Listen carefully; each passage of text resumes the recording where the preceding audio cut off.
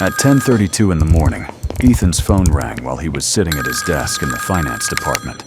He glanced at the screen and saw his manager's name, which did not surprise him at all because calls like this were part of his daily routine. Without thinking much, he picked it up. The voice on the other side sounded exactly like his manager. It was not just similar, it was identical. The tone, the speed, the slight urgency in the way he spoke, everything matched perfectly.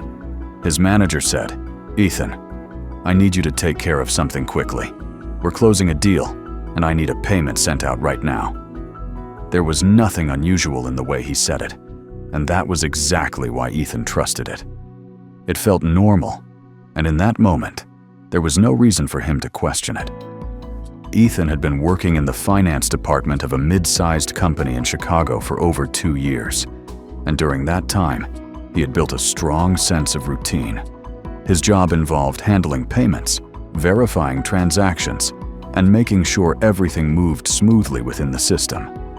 He had processed hundreds of transfers before, and he understood how important accuracy and timing were. At the same time, he was also used to dealing with urgent requests from his manager, especially when business deals were involved and decisions had to be made quickly. That morning felt no different. The instructions were clear, direct, and slightly rushed, just like every other urgent call he had received before. His manager told him to transfer $80,000 to a specific account and mentioned that the details would be sent through a message. He emphasized that the payment needed to be completed immediately because they were about to finalize an important deal. Ethan opened his laptop and prepared to process the transaction. Within seconds, a message arrived containing the bank details. The account number was properly formatted, the routing number matched the expected structure, and the name on the account did not raise any concerns. Everything looked clean and professional, as if it had been taken directly from an internal document. For a brief moment, Ethan paused. It was not because he suspected anything unusual, but because of how quickly everything was happening. There was a slight feeling of pressure, but that was something he had experienced before in similar situations. He reminded himself that urgent deals often required fast action, and there was no time to delay. He reviewed the details carefully, checking them once and then again to be sure. Everything appeared correct. Satisfied, he approved the transaction.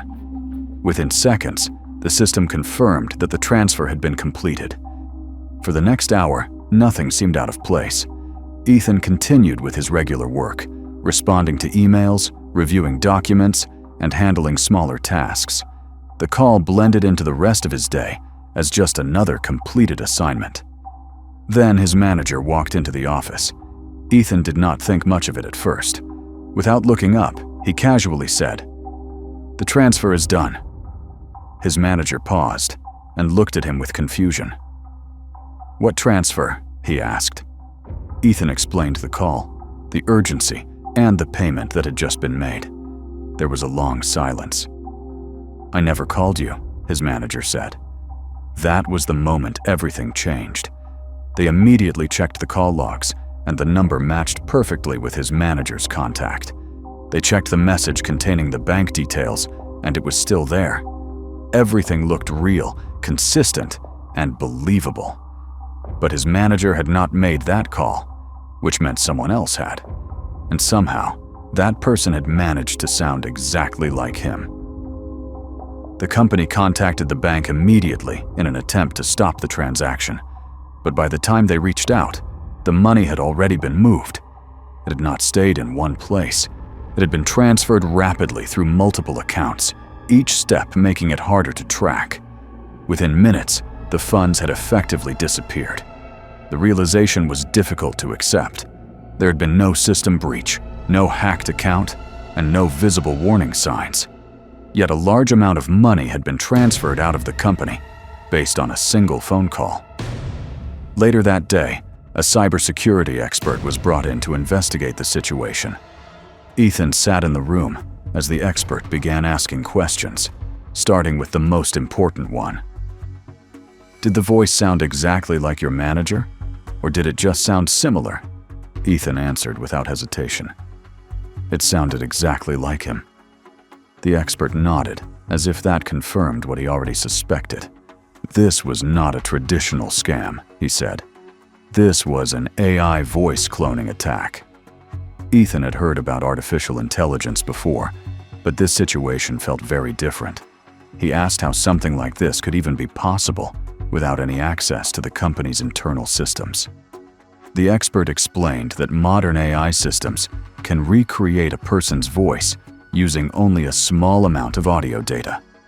That audio could come from recorded meetings, presentations, interviews, or even short clips available online. Once the system learns how a person speaks, it can generate new sentences in that same voice, including tone, pacing, and emotional cues. But what made this attack more effective was not just the voice, it was the timing, the context, and the behavior. What the expert explained next made the situation even more unsettling. He said that in cases like this, the call is never the beginning. It is usually the final step of something that has already been planned in detail. The attacker does not just appear out of nowhere and attempt something risky. Instead, they spend time understanding how the company works from the outside. They observe patterns, not systems. They look at who handles money, who takes decisions, and who responds quickly under pressure.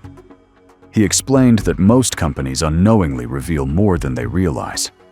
Employee roles, reporting structures, even communication styles can be understood through public platforms. A simple profile can tell you who works in finance. A short video can show how a manager speaks. A presentation clip can reveal tone, speed, and behavior under pressure. None of this looks sensitive on its own, but when combined, it creates a complete picture. Then comes the part that most people never notice. The attacker does not immediately execute the plan. Sometimes they wait. They watch how people respond to normal situations. They understand when the team is busiest, when decisions are made quickly, and when people are least likely to question instructions. This timing is not random. It is calculated. The expert explained that the call Ethan received was placed at the exact moment when his brain was already in work mode. He was not distracted, but he was also not expecting anything unusual. That balance is important because it keeps the situation feeling routine. If the call had come too early or too late, it might have felt out of place. But it didn't. Ethan started to realize that nothing about the situation was accidental. The urgency matched what he had experienced before. The tone matched his manager's behavior. The instructions matched his role. Even the amount did not feel unusual for the kind of work he handled. Everything was designed to fit into his normal day. The expert then said something that stayed with him.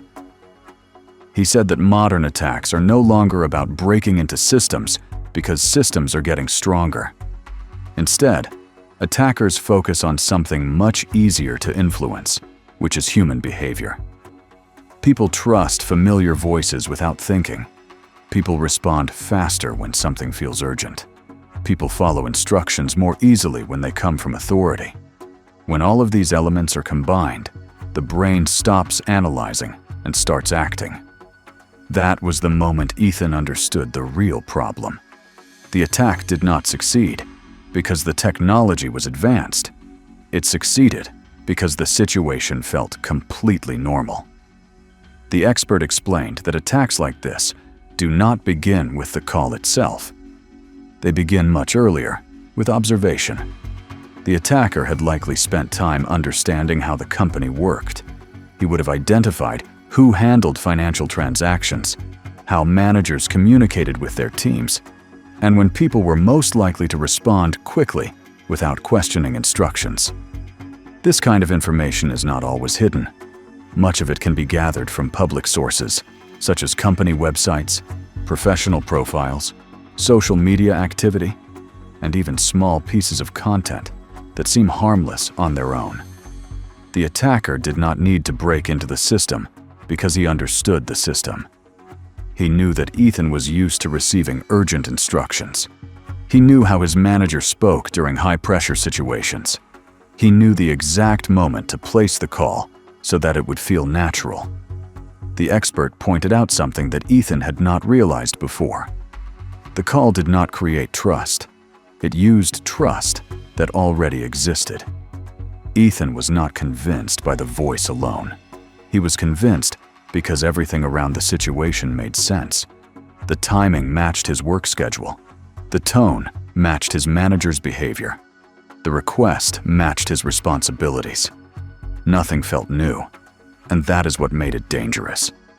The expert explained that modern attacks are designed to reduce thinking. When a situation feels familiar, the brain does not question it. When urgency is added, the brain shifts from analyzing to acting. That combination removes doubt completely. In earlier types of cyber attacks, the system was the target.